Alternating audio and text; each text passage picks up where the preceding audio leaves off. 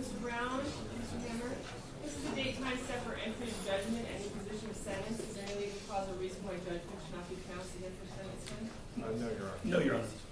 The court's reviewed the May 15th, 2025 pre-sentence investigation report, as well as the sentencing memorandum filed by the defendant on May 29th of 2025, as well as all of the letters that have been submitted.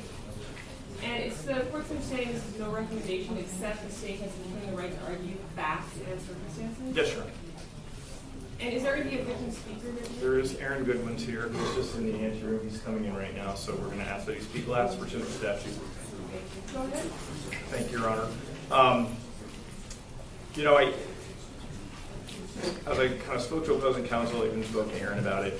One of the reasons we're not making a recommendation as to sentencing is we kind of acknowledge that, look, this is someone who doesn't have a record, right? Who has never kind of done anything like this before. But the concern I've always had is when you look at the facts of the case, they are serious.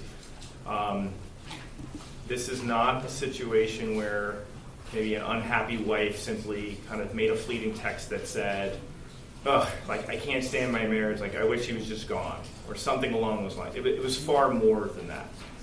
The concerns that I have about the case are when Mr. Amato's phone is seized and they look into it, what you can see is on October 2nd of 2024, there is a text exchange between Ms. Goodwin and Mr. Amato, who is a convicted murderer out of Florida, where they are expressing their love for one another. She is acknowledging that her husband would never accept a divorce. She says things like, "I'm so anxious, I just can't believe this is happening, like, what the F? How did I get to this point? Am I a bad person?" And when Mr. Amato asks, "Well, why do you say that?" And she's like, "Because I'm choosing to end his existence, not divorce." Those are very serious comments. When you couple that with, on that same date, she is relaying information that Mr. Goodwin was in Barstow, staying at a Best Western, provided him pictures of what he looked like, the car that he was driving, and that there's discussions that Mr. Amato's buddy named Gordo is going to take care of the situation. The facts become more serious. And even from those text messages that talk about setting aside, $11,000 for Gordo, and ultimately this investigation reveals about $60,000 was sent from Ms. Goodwin over to Mr. Amato, or associates of Mr. Amato. And I know the sentencing memo kind of talks about, well, maybe some of that was blackmail, but when you have the following day, you have Amato on that phone texting Gordo being like, "Hey, is it done yet? Has it been done?" All of that's very serious. And the one thing I didn't see in that report was simply, at no point does Ms. Goodwin ever try to claw it back. At no point does she say something like, "You know what, I was just kidding, I don't really want to go through," like, you don't ever see anything along those lines. And that really is ultimately the concern for the state about the seriousness of it. And so look, whatever you think is appropriate is certainly appropriate. I just think at the end of the day, we don't see these solicitations very often. Like, I handle murders, we don't really get solicitation cases that often. But there's a lot of there. That's a lot of detail, a lot of locations, and a lot of money that I think elevates this to a certain level of consideration. Lastly, I'm just going to say, look, I'm not going to speak for Aaron. I think Aaron is going to share with you how this has really impacted him, and I don't think I can do that justice, but I will submit it to the discretion of the court. Your Honor, and I'd just like to comment briefly on the facts. I know we wrote a longer sentencing memo, and I appreciate your patience because I know you read it. With regards to the facts, there is, to me, a clear line where Ms. Goodwin had abandoned the conspiracy. We may disagree, and I don't know what we do with the state, whereas who initiated the idea of, the murder. But with Ms. Goodwin, it's clear that as of November, she had completely distanced herself from the group. She had moved on from it. There was very limited contact.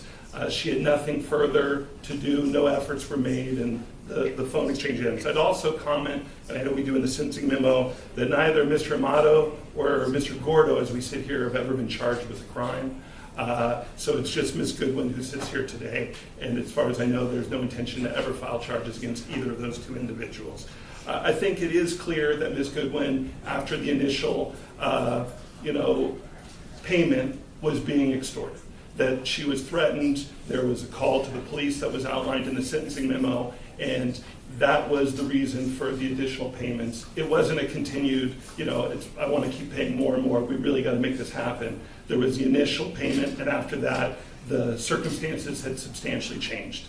But as the state mentioned, and you look today, Ms. Goodwin is a person who prior to this had never been in any kind of trouble of any kind. She did what you would expect someone to do when they are arrested for something. She took full responsibility.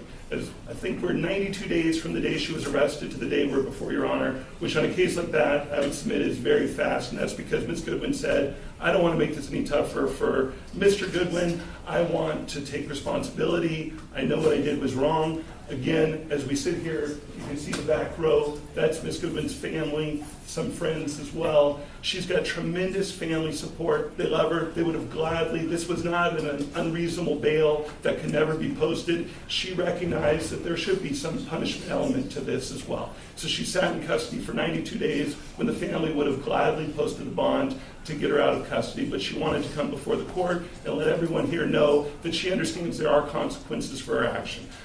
We would submit that she's an excellent candidate for probation. Many of those reasons are outlined in the sentencing memo. She's not going to reoffend. She's never been in trouble before. She's going to move. She has no need to have further contact with Mr. Goodwin. They don't have children in common. She's going to move. If she is given the opportunity of probation, she would immediately try to transfer out of state, live with her family, continue with her education.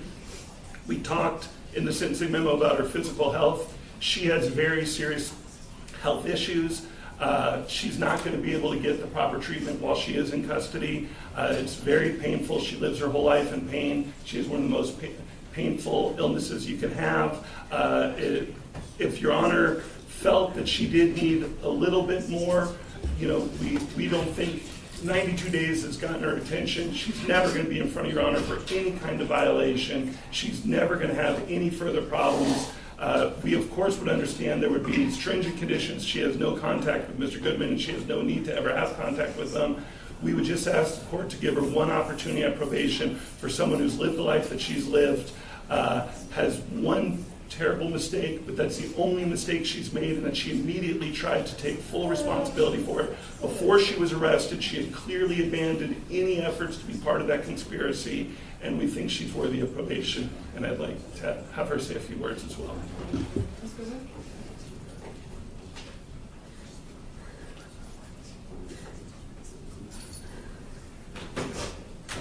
Firstly, and most importantly, I would like to apologize to Aaron. I'm so immensely sorry for the pain and anxiety I've caused you, and the betrayal you undoubtedly and rightfully feel by my actions. I need you to know that I will always hold love for you. I genuinely pray you find your joy and peace again, and I will bow out of your life forever to hopefully ease that process. I'm sorry I broke us, and I am consumed with regret every day. My absolute promise to you is that you will never see or hear from me. I intend to leave the state of Nevada, and you and anyone else will never be in danger of me ever again. Secondly, I'd like to apologize to my parents. My actions are not a reflection of how you raised me, with unwavering love and support, and I know I'm better than this. Next, I'd like to apologize to the court. I recognize and understand my stupidity, the terrible nature of my crime against Aaron, my regrettable choices, and monumental lapse in judgment. This is my rock bottom, and I'll never forgive myself. Prior to my arrest, I was taking steps toward mending my marriage and correcting my mistakes that led me here. Now, having spent 92 days in jail, I've had plenty of time to reflect on my foolishness, and I'm that much more committed to never getting in trouble again and doing better in every aspect of my life, especially with my mental health. I am truly ashamed, embarrassed, and disappointed with myself, and am deeply and sincerely remorseful for my actions. This is not a reflection of who I am, nor the person I want to be. Remember your victim? Yes, state will call Aaron Goodwin.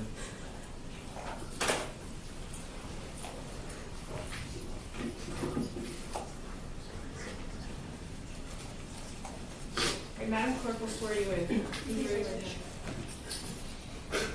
You do solemnly swear or affirm, under the pains and penalties of perjury, the testimony you're about to give in this action will be the truth, the whole truth, and nothing but the truth, so help you God? Yeah. Can you please state and spell your first and last name for the record? Aaron Goodwin, AARONGOODWIN. Thank you. Thank you, Mr. Goodwin.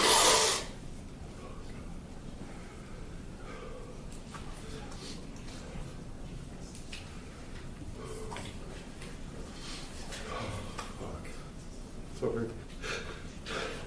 Your Honor, for 7 years I thought I was in the most loving relationship and marriage with my best friend. Someone who I trusted whole heart and laughed with every day. Someone who made me feel like I was like I was her one and only. I was loyal to her and did whatever I could to make her happy. I thought we were something very special, and so did everyone else. After finding out she was cheating on me in September of last year with multiple men, including the man going by the name Vincent, who turned out to be Grant Amato, I gave her the option of divorce, where we could try to work it out, because I love her so much.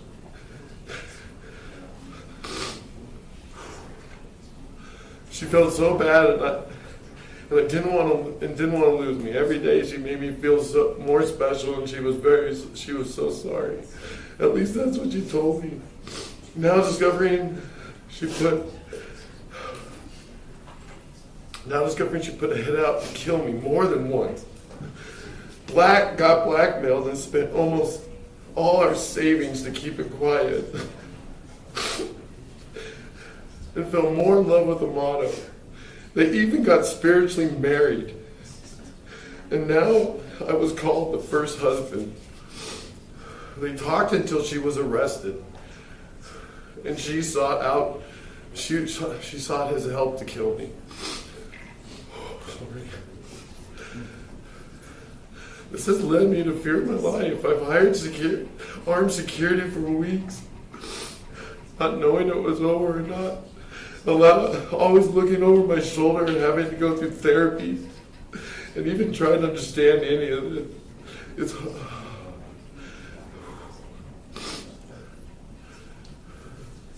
like a heartbreak no one should go through in life. I can't trust anything anymore.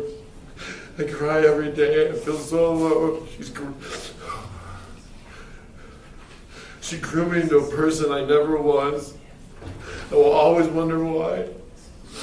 But worst of all, she lied to me every day. I didn't know about any of the murder plot, the hitman, or the blackmail until the detectives told me after she was arrested. Now behind bars, she's trying to manipulate through lawyers and trying to silence me and not come here today. So I wouldn't be standing here. In honor, Your Honor, this person over here, I don't know at all. Not one bit. The fact that this person did all this to me with no worry, no care, or love in her heart for me. I will never feel safe or be the same because of what she did. Especially when she gets out one day. She claims she's remorseful now that she's been caught. But there at no time before did she ever try to stop this from happening. She tried to have me killed. She gave my location to people. Truly believed we were trying. I truly believe with people she truly believed were going to harm me. She even asked for the updates on the murder. And this was all when I was just her loving husband. I thought, whether she got minimum or maximum time, I still won't feel safe whenever she's released. I feel like this deserves prison time. I don't know. So just leave it in your hands, Your Honor. Thank you. By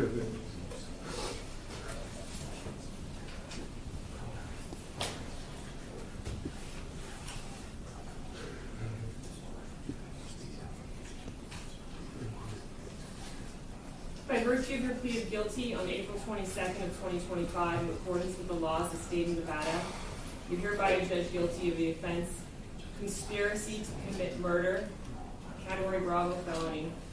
In addition to the $25 administrative assessment fee, $150 DNA testing fee to include testing for genetic markers, and $3 administrative assessment fee, the court does now sentence you to a minimum term of 36 months and a maximum term of 90 months in the Nevada Department of Corrections. What is the correct term, sir? 92 days, Your Honor. 92 days correct term, sir. Thank you. And all the named counsel, Jesus. Have a great day. Is anyone else ready?